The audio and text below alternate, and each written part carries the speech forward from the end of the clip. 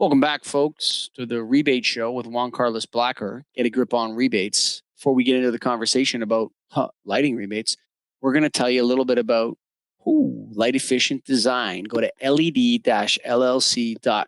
Greggy. That's right. We're going to check out this hot item, the LBI, known as a linear transformer. It's very flexible and versatile. It's ETL and DLC listed as both a retrofit and a complete fixture. What does that mean? Is that you get a rebate for either one. If you retrofit it or you get a new fixture, you can get that rebate, and you can save money by just doing it as a retrofit, or you can do it as a new fixture. It has 3 color temps, 3 wattages, making up 9 SKUs in one light bar, and you can connect up to 4 of them together, 100,000 hour life. Check them out. Go to led-llc.com. Here we are talking rebates, and what I wanted to get into today is the future of lighting rebates. I know we're in 2020. There's a lot of uncertainty going on. We've talked enough about that. What's going to happen in 2021 to lighting rebates as a whole? What's the trend, Juan Carlos Blacker, across the country for the future of lighting rebates? Good question, Greg. And before we get going on that, I just want to say hello to everybody. This is the Get a Grip on Rebate Show with Juan Carlos Blacker. And I again have Greg and Michael with me. And as Greg mentioned, we're going to talk about the future as far as we can see, because we're in a strange world right now. But the future of lighting rebates. So a lot of big questions there, Greg. We've talked about this before on the show about where things are going. But there are question marks with currently where the world is now. General trends, though, let's talk that. What we know is going to happen. So we're going to continue to see rebates in lighting. I would say for a variety of years, particularly in some sectors and in some formats, right? So the lighting rebates that you guys are used to for TLEDs, maybe for screw-in Energy Star bulbs, those are dwindling. They're going away.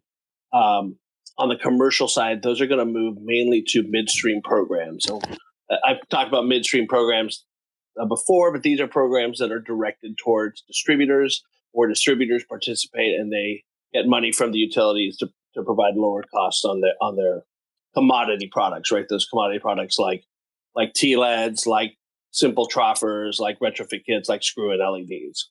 Those are going to continue. They'll continue for a while, depending on what part of the country you're in.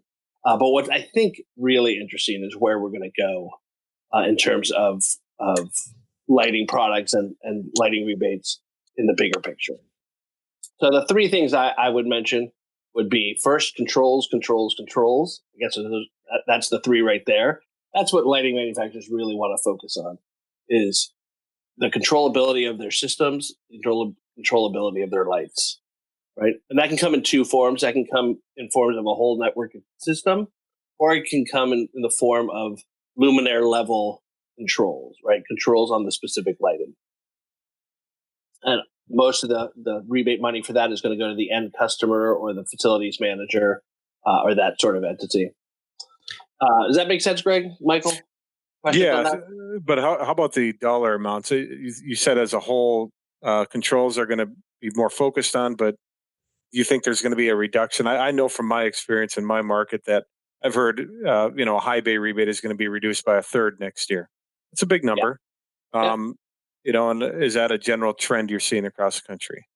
Yeah. So to go back to the sort of like individual lighting fixtures, I think you're going to see a reduction in cost, in the rebate amount per type across the board. And unfortunately, it's going to differ in different areas. Absorption of these and adoption of these products are different in the Northwest than they are in the Northeast, than they are in the Southwest. So the numbers are going to be different, but yeah, I will definitely confirm that you're going to see drops in the rebate amounts for high bays, for corn cobs, for definitely for LED or TLEDs, troffers. I think there's going to be a large promotion of troffer retrofits, but again, numbers are coming down because overall costs are coming down, right?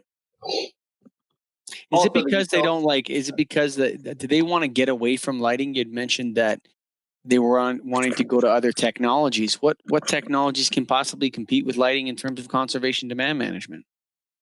Very few. The problem is not that they want to get away from lighting. I will tell you, utilities would absolutely not want to get away from lighting if they could help it. The problem is the baselines that they are judging their savings on are getting reduced, right? So let's talk about a home, you've already gone from an incandescent to a CFL. So and then you've converted from a CFL to an LED. And maybe your first generation LEDs are dying now. Well, the utility is not really inspired to help you go from a 7-watt LED to a 5-watt LED. The savings just aren't there. Not like they were from a 60-watt incandescent to a 9-watt LED or so. So, what do you think the COVID-19 virus, SARS-CoV-2 crisis or pandemic or the fear and panic, whatever side of the spectrum you're on, because I think different people are on different sides of the spectrum.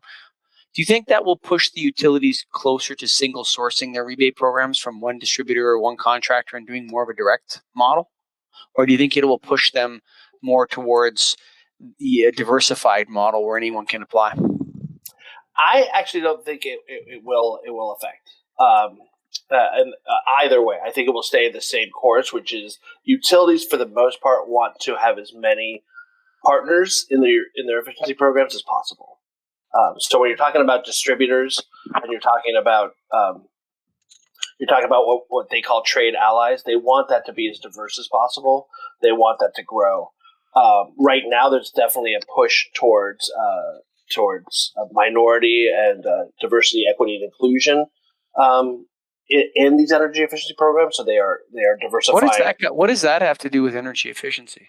It doesn't. It has to do with utility and utilities wanting to provide these programs to the whole diverse population, not just one multi-state large conglomerate distributor, but also small independent distributors, and to share that across the spectrum of owners and distributor companies. So, but it is a push. I don't understand. Is there a problem with, like, I don't see any barriers to entry right now that would stop, say, a woman-owned. I think Greg's got a woman-owned business. You're in a woman-owned business, are you not?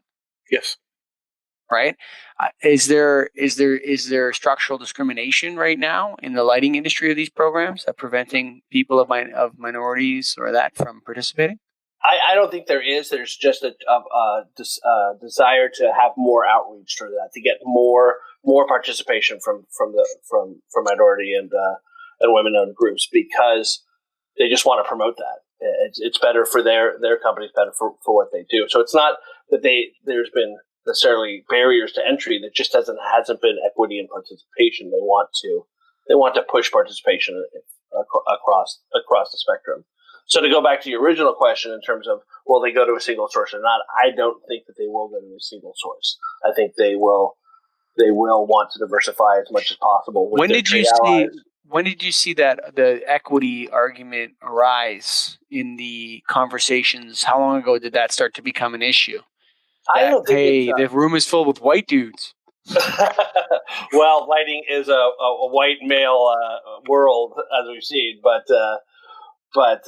no, I think generally in the utility focus in the U.S. has been mainly has been moving towards diversity, equity, inclusion for the last couple of years. So it's just it's not an argument, as you said. It's more of a conversation that utilities are having with themselves and with their customer and trade ally base. What's the locus of the conversation? That there's no companies that are owned by minorities that are doing rebates with us? Is that like, how does that work? How does it work? How did the conversation start? Yeah, I this is not my area of expertise by any means, even though I am a minority owned business, being Hispanic. But it's just a conversation utilities have been having on the whole, not just in their energy efficiency world. So that it's something that's trickling through utilities and all the programs they do in terms of their vendors for supplies that are not necessarily energy efficiency based, for the energy efficiency programs, for all of their residential, commercial, industrial programs. Whatever their focus is, just an added focus that I've seen in utilities. Doesn't have anything specifically to do with the rebate world. It's just a conversation that's now part of the energy efficiency side of utilities. But it's been a growing conversation. I've got a couple other future questions, but one is there state? I know there are states right now and provinces or whatever you call them, Michael, that don't have rebate programs. Are there people getting into rebate programs now, specifically into lighting? There are states that have never or have had very minimal rebate programs. The Northwest, Northeast, Midwest has been very strong in rebate programs. California has always had very robust incentive and rebate programs. We've seen some programs in the Southeast and the South, but not as strong as we've seen in other parts of the country. And so there'll be continued growth. There'll be areas that do more, while other areas start to drop and do less. But again, not something I think we need to worry about as going away. I think we'll continue to see rebates in lighting specifically in one form or another for many, many years to come. It just may not be in the same form that we've been used to, right? It might be more complex. It might be whole building energy efficiency where it's lighting and HVAC and heating and cooling and other systems that all come in together. So it's part of a larger package, not just individual products. So those are some of the ways things will move. Right. Go to led-llc.com, Greg. I have a problem with that one. I love the guys at Light Efficient Design. I don't know why I can't say their website, right? It's led-llc.com, baby. Light Efficient Design. Check them out. They've got the name to go with LED, Light Efficient Design LED. It works out great. And they have their LBI fixture. You can connect up to 40 of them with seamless connectors. A lot of times you see these and you have a big gap in between. This keeps it tight. Looking good. The LBI fixture. Fully tunable, fully dimmable. Go to led-llc.com. Come on, Marble Mouth. led-llc.com. Well, thank you, Michael. Thank you, Greg. And thank you to Light Efficient Design again. This is Juan Carlos Blacker with Get a Grip on Rebates, and we'll see you guys soon.